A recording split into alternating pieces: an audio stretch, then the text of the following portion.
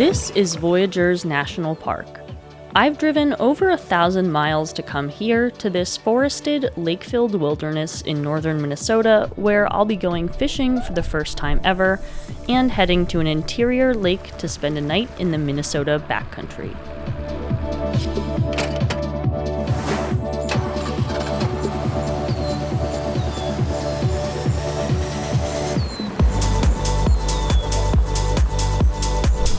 I am about 15 minutes south of Voyageurs National Park here in Minnesota. It is 6 in the morning, but I have a good reason to be up early because I'm about to do something that I have never done before in my life, and I'm pretty excited about it, especially because Voyageurs is not a bad place to try it out.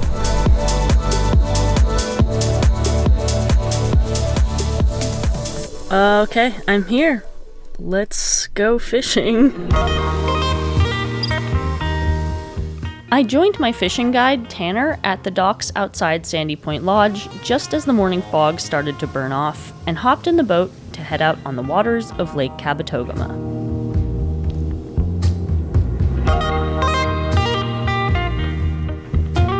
Embarrassingly, I knew so little about fishing before this that I even had to ask which way to turn the reel. In case you don't know, you push the handle forward to reel in the line, and to let the line out, push down this little metal railing called a bail arm. The high-pitched squealing you hear is the wind hitting the fishing lines at just the right angle. Otherwise, the lake was quiet. It was just us, the water, and the occasional symphony of nylon lines.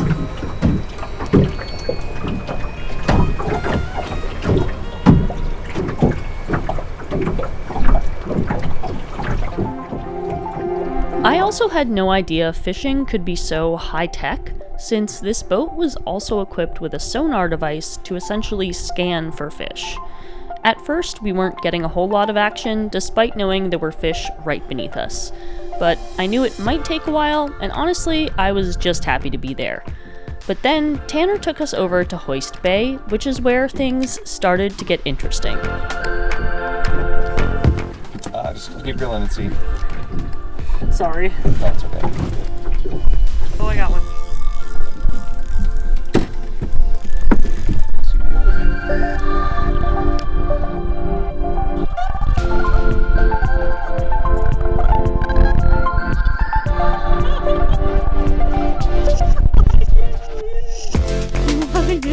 So this is what would be considered an eater. Yeah? So it's best just if we're gonna hold them, you just gotta grip them right back Right by the there. gills. Yep, because those will poke you.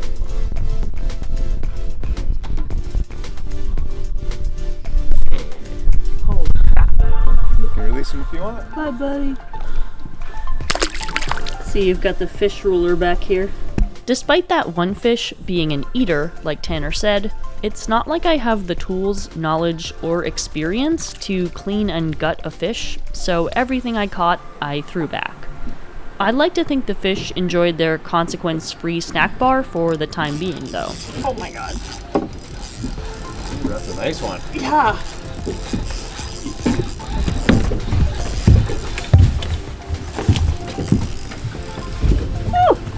I keep getting big ones whenever I'm recording. This is crazy. Look at this little guy. Fish.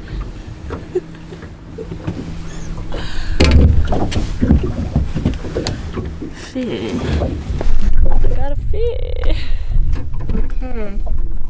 See, little guy.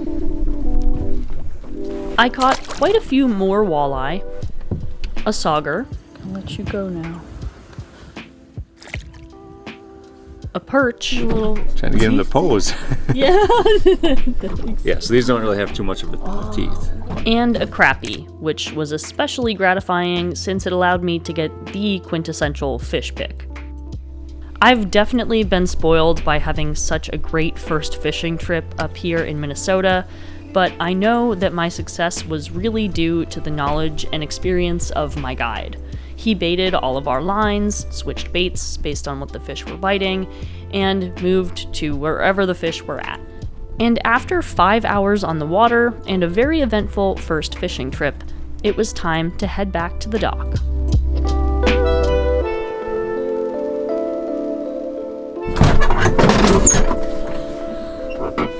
That was so amazing. I caught so many fish. Could not believe it. Fantastic experience. But now I'm gonna have some lunch, and before you ask, no, I'm not having fish.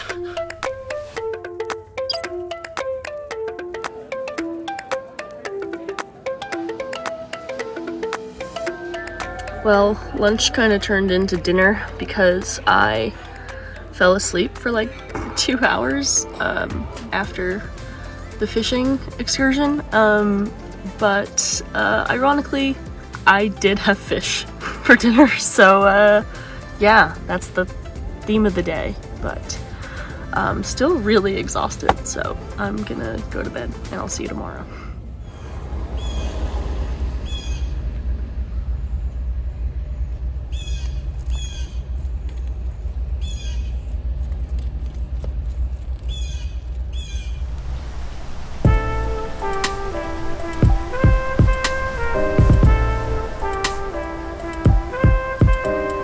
It was already kind of cold yesterday, but overnight it has gotten significantly colder, and I mainly think that's due to the wind, so no one's really out right now, and I think I'm going to take it as a sign to have a bit of a chill day. So I'm going to go get a coffee and get up to maybe a shorter hike and some more indoor activities in the van.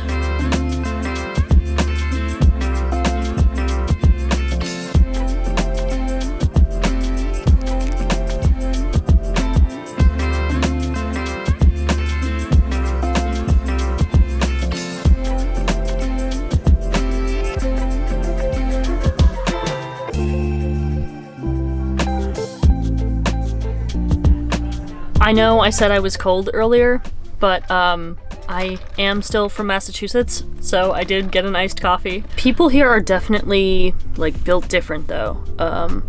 Nothing more humbling than my guide saying to me yesterday, you get a bit of winter down there, don't you? A bit of winter. But, like, what can I say? He's right.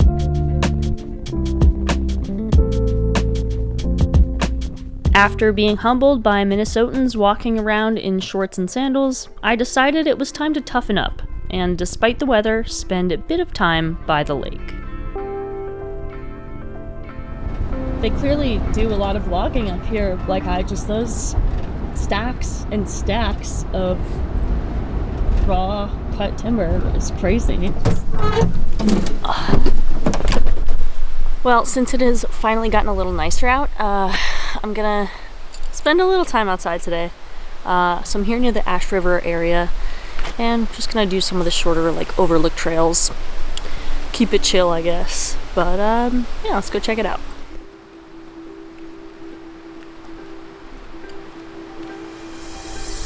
Now might be a good time to explain what makes Voyageurs such a tough park to get around without a boat. The national park is primarily made of these 4 main lakes and 26 smaller, more isolated interior lakes, one of which I'll be visiting tomorrow. For today, though, I'll just be hanging around Kabetogama.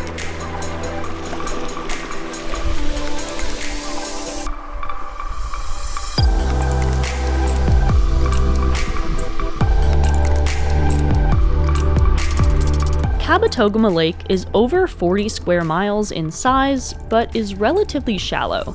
The deepest parts of this lake only reach about 80 feet. The name comes from an anglicized version of the original Ojibwe name, Kabetogamag, which means the lake that lies parallel with another, referring to its proximity to the neighboring Rainy Lake.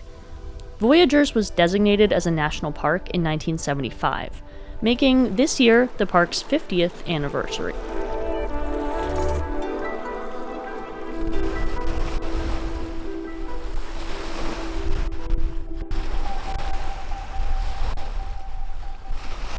If it was warmer, I would want to get in that water so badly.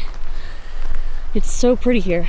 It's definitely gotten more tolerable out here, and the wind is dying down, which makes me a little bit more optimistic about my plans for tomorrow, which I will tell you about on my way to dinner.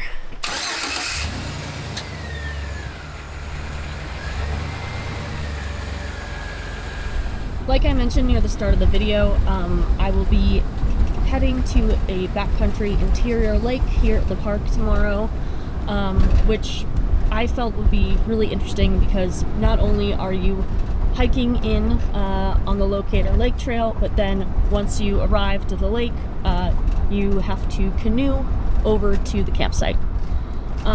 So yeah, I'm excited about it, but tonight I'm definitely going to enjoy the little luxuries while I can, because tomorrow night it's just going to be me and my tent.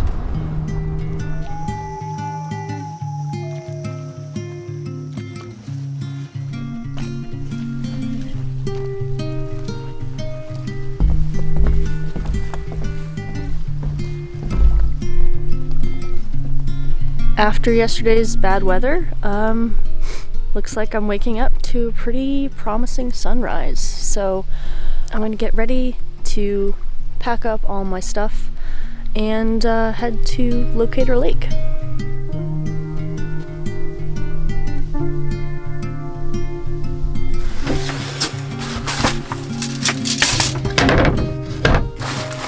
Got the tent. Alright, this chaos here is it's all part of the process. Yes, I'm literally watching The Endless Adventure on YouTube while I do this. There's food everywhere, but I'm gonna make it work.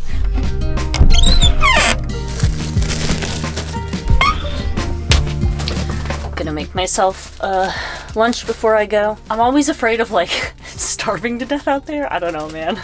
I guess because my first ever solo backpacking trip, I forgot my hot chocolate packets, so I just drank like just hot boiled water in the morning. And then the sandwich I had brought was like disgusting, like disintegrated. So I was like starving up there. And it was snowing and I was just not prepared. I have trauma, so now I basically just go overkill with the food. Okay, I think that's everything. So now I'm gonna head over to my water taxi.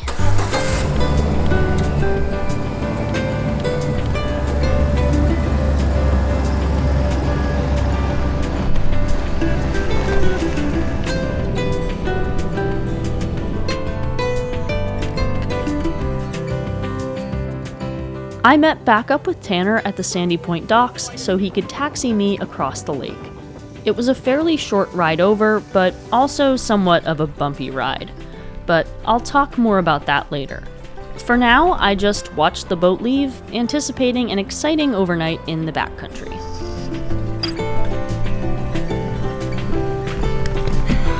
Okay, I've made it to the north side of Kabetogama to hike into Locator Lake. So, should be about 2 miles down to the lake. I'm excited now. I was honestly a little nervous about this. I don't know. I guess also because of the weather and the cold. I was like really dreading the cold.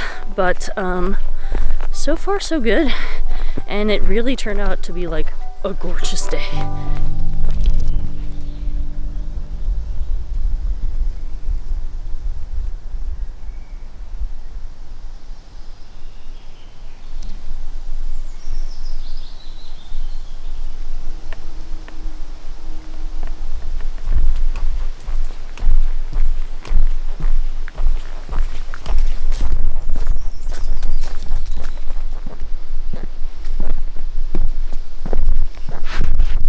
Whoa, oh my god. I think I'm quite literally on a log in a bog. So someone call Dr. Seuss and let him know, I guess.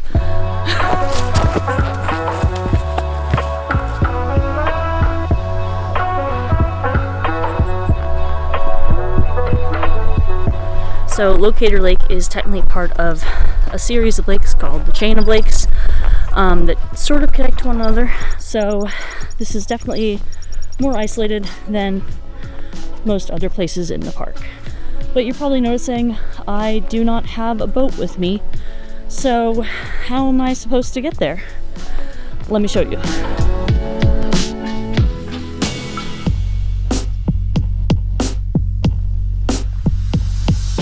All campsite reservations on the interior lakes come with your very own canoe. Once you reserve a site, you get the code to a combination lock and can unlock a boat to get to camp. Even if you are willing to bring your own boat and portage it the 2 miles up the trail to this lake, personal boats aren't allowed on any of the interior lakes to prevent the introduction of aquatic disease and invasive species. But before I could even think about launching one of the canoes here, it started to rain pretty heavily. It's raining. I'm gonna take shelter in the bathroom.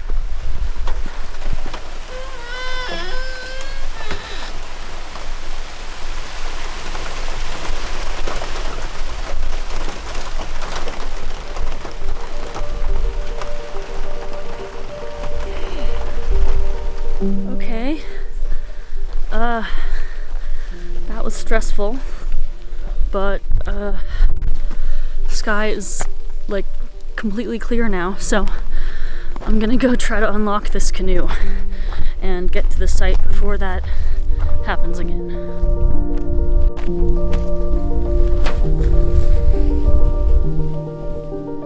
But this is where things started to fall apart. Even if I didn't want to admit it to myself yet, my intuition was already screaming it at me. I was injured, and pushing myself physically in this remote area would be a bad idea. I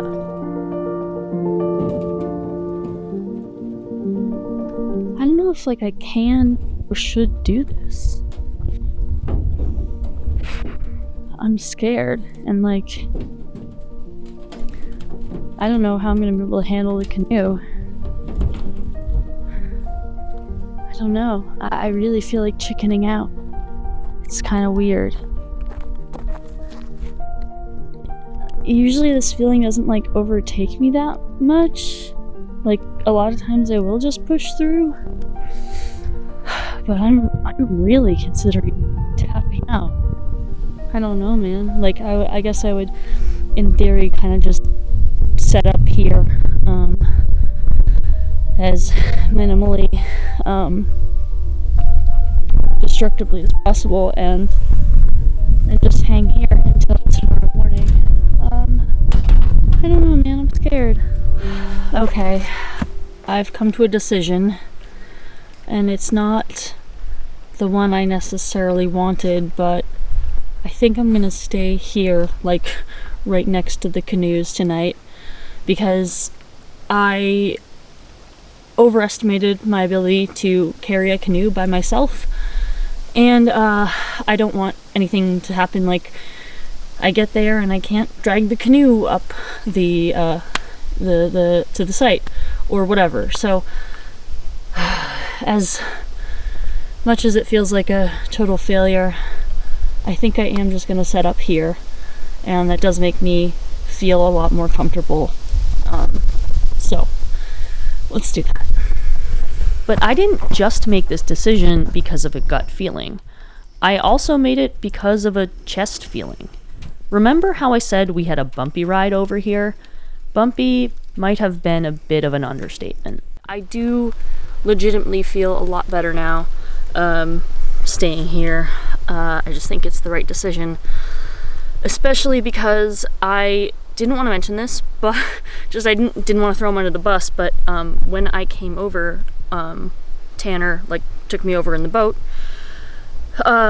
We had a weird incident, but I guess he fell over during one of the harder waves that we hit, and so in doing that he twisted the wheel, jerked the wheel really hard over, and it flung us into the side of the boat. But my arm and rib just crushed right up against the side of the boat, and it hurt enough to knock the wind out of me. And you know, I guess the adrenaline kind of didn't have me feeling it so much, but now, and honestly, as soon as I got off on the dock, I started feeling like definite pain in my ribs, and yeah, it's considerably worse now.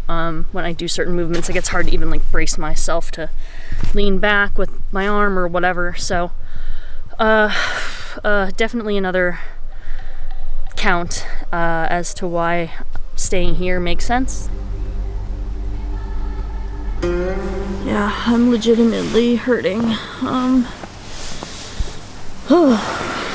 It hurts to breathe and roll over and stuff, so yeah, I don't even want to do anything. Like, I just want to go to sleep. I guess I'm having a lot of thoughts because now that this has happened, it feels like yet another thing telling me not to go to Isle Royale after this, which feels so crazy because last year, like I had to cancel all the ferries and everything, and like this year I'm just gonna do it all again. I'm gonna have to cancel all the ferries and all that. Obviously I'll see how I feel tomorrow, but like kind of suspect it'll just be a little bit worse tomorrow. And since tomorrow is like my day to prep for the 4 days on Isle Royale, I just don't know if I feel optimistic about it. First of all, like, my water bladder, I think has a leak, so I can't really use that when I go there. My camera batteries, I'm concerned that those probably aren't going to, like, legitimately last the whole time while I'm out there, so that's kind of another factor where I'm like, you know. I guess I'm just doing a lot of thinking out here because I don't really have anything else to do, but the injury to probably bruised ribs and everything. I don't know if I'm ready for 4 days of challenge and discomfort right now. I don't know, especially after like the job stuff and everything, and I don't know, I feel anxious to the point where I almost like want to cry. Stupid, but if I do leave the tent, I'll film, but otherwise I'm just gonna hang here and read my book and eat my sandwich, and yeah. It started raining more out here, but there's a rainbow outside.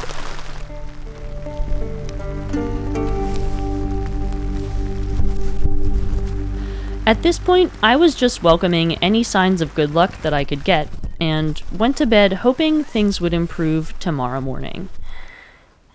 Well, I quite literally slept on it, I guess. And I don't think I'm gonna go to Isle Royale.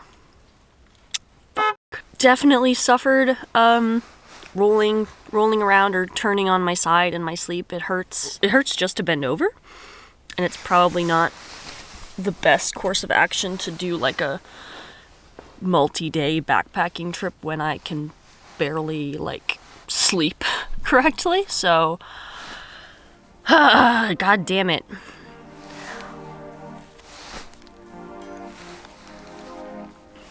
Still excited to go to Canada though.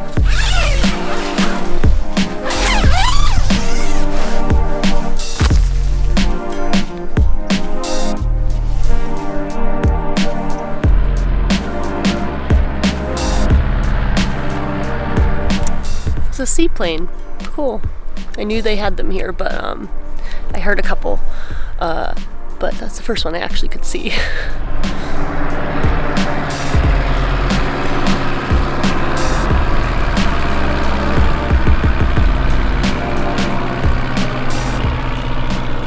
I only had like an hour until I should start heading back to the dock to get picked up.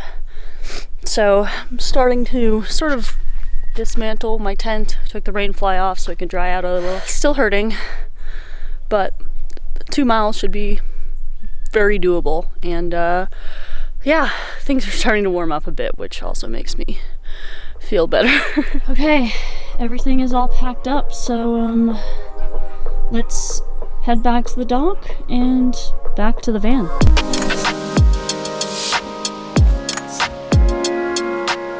Even with the unexpected change of plans, I think I made the most I possibly could of my time here in Voyageurs. And now that time was coming to an end as I sat on the edge of the dock waiting for the boat to come back. This is definitely him.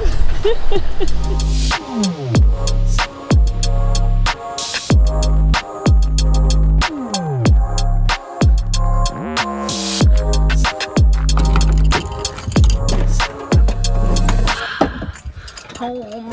So happy to be back in the van, and my LaCroix is still cold.